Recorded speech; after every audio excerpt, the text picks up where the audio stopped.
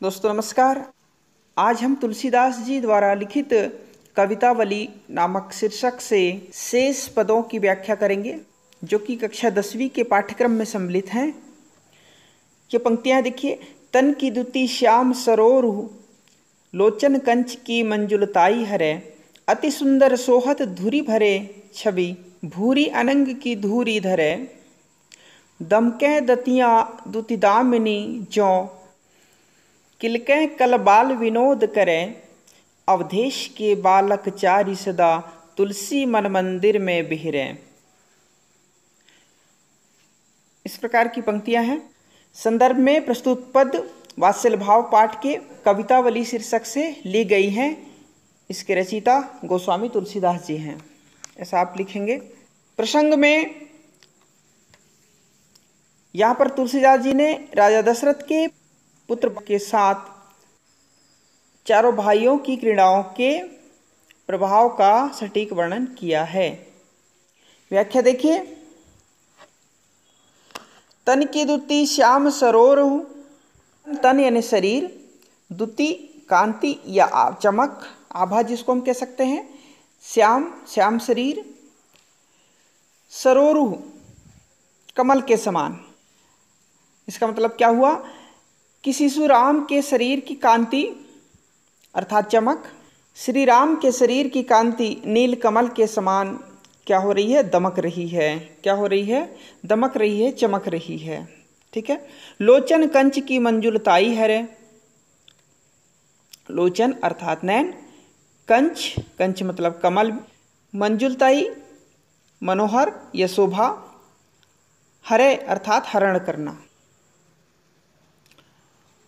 लोचन उनके नेत्र कमल की सुंदरता का भी क्या कर रहे हैं? हरण कर रहे हैं। कमल की सुंदरता का भी क्या कर रहे हैं? हरण कर रहे हैं। तो इस प्रकार से इस पंक्ति को हम कह सकते हैं, शिशुराम के शरीर कमल के समान दमक रही है और उसके नैन कमल की सुंदरता का क्या कर रहे हैं? हरण कर रहे हैं। अति सुंदर सोहत धुरी भरे छवि, सोहत अर्थात सुशोभित होना, धूल यानी धूल, भरे यानी भरना। इसको हम कहेंगे धूल में लिपटे बालक राम अत्यंत शोभायमान लग रहे हैं, सुशोभित हो रहे हैं। सोहत अर्थात शोभायमान या सुशोभित होना। भूरी अनंग की धूरी धरे, और उनकी शोभा के सामने अनंग, अनंग अर्थात कामदेव को हम कहते हैं। कामदेव की छवि भी बालक राम के सामने क्या पड़ रही है? फीकी पड़ रही है। दमके दतिया दुति दामिनी, जो किलके कल बाल विनोद, जब वे किलकारी मारते हुए बाल विनोद करते हैं, तब उनके छोटे छोटे दांतों की पंक्ति ऐसे चमक रही है जैसे बिजली चमकती हो। जैसे क्या चमकती हो? बिजली चमकती हो। दामिनी अर्थात बिजली, जो का मतलब होता है जैसे। अवधेश के बालक चारि सदा, तुलसी मन मंदिर में बिहरे। और यहां पर तुलसीदास जी कहते हैं कि अवध के राजा दशरथ के चारों पुत्र इसी सुंदरता के साथ मेरे मन रूपी मंदिर में, मन मंदिर अर्थात मन रूपी मंदिर में सदा क्या होते रहें? विहार करते रहें, विहार करते रहें, विहरें। इस प्रकार से इसका भावार्थ है। विशेष की बात करें तो बालक राम के शरीर की कांति, नेत्रों की शोभा, स्वरूप की सुंदरता, दांतों की दमक, किलकारियों आदि का प्रभावी वर्णन किया गया है। अवधी भाषा का प्रयोग है। रूपक, उपमा और अनुप्रास अलंकार का भी यहाँ पर प्रयोग है, और सवैया छंद है, और वात्सल रस का प्रभाव है। अगली पंक्तियां देखिए।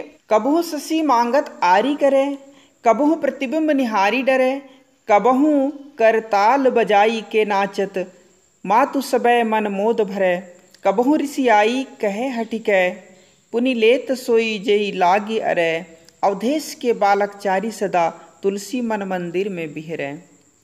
इस प्रकार से पंक्तियां हैं। संदर्भ प्रस्तुत पद वात्सल्य भाव पाठ के कवितावली नामक शीर्षक से ली गई है। इसके रचयिता गोस्वामी तुलसीदास जी हैं। प्रसंग यहाँ पर प्रस्तुत पंक्तियाँ में बालक राम की पल पल परिवर्तित बाल सुलभ चेष्टाओं का मनोरम वर्णन किया गया है। व्याख्या देखिए, कबहु शशि मांगत आरी करे। आरी आरी अर्थात हट होता है, शशि यानी चंद्रमा। कभी वे चंद्रमा को मांगने के लिए क्या करते हैं, हट करते हैं। कबहु प्रतिबिंब निहारी डरे, और कभी उसकी परछाई को देख करके क्या हो जाते हैं, डर जाते हैं। किसकी परछाई को देख करके, चंद्रमा की परछाई को देख करके डर जाते हैं। कबहु करतार बजाई के नाचत, कर अर्थात हाथ।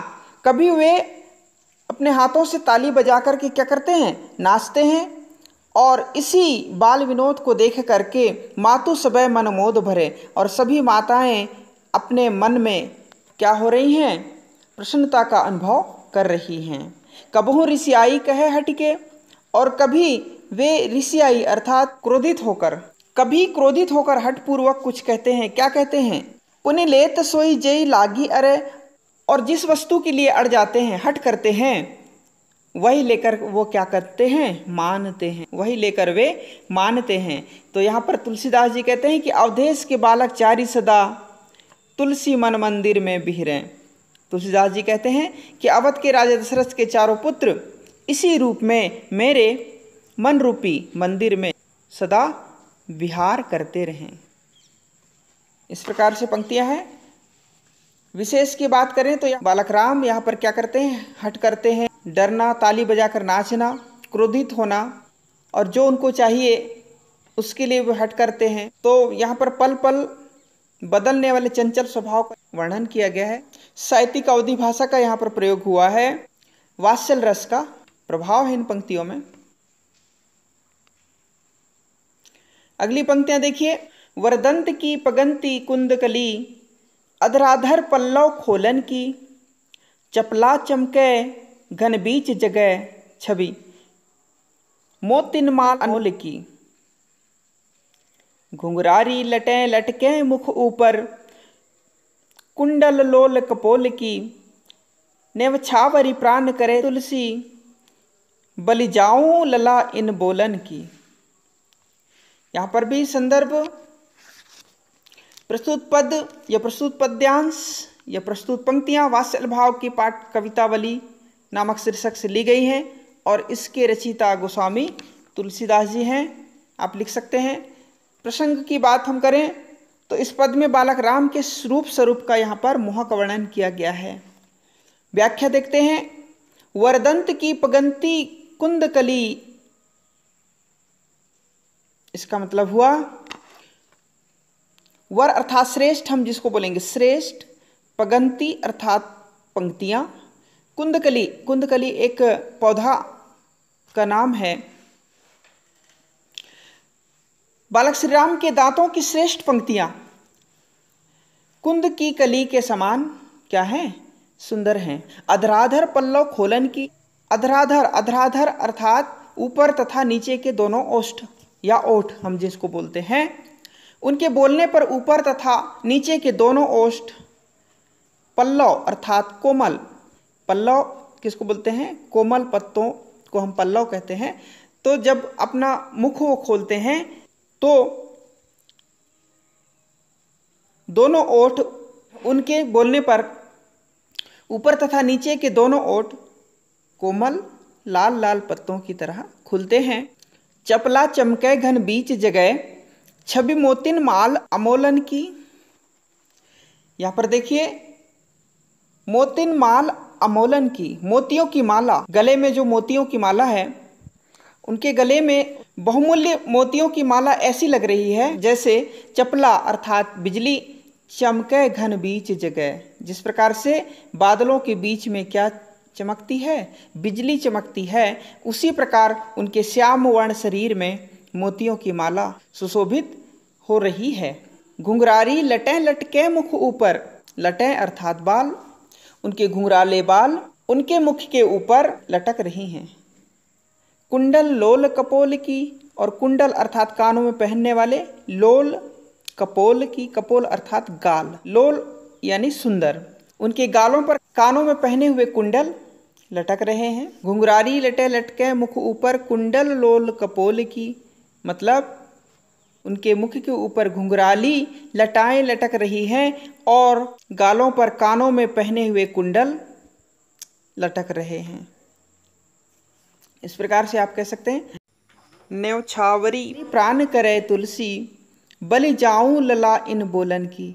श्री राम के तुतलाकर बोलने पर तुलसीदास जी कहते हैं कि अपने प्राणों को निछावरी प्राण करे तुलसी बलि जाऊं। तुलसीदास जी अपने प्राण निछावर करते हैं तथा बार बार वे कहते हैं कि बलि जाऊं, अर्थात मैं उन पर बलिहारी जाऊं। तुलसीदास जी बार बार उन पर बलिहारी जाते हैं, निछावर हो जाते हैं, मोहित हो जाते हैं, जिसको हम कह सकते हैं। इस प्रकार से पंक्तियां हैं।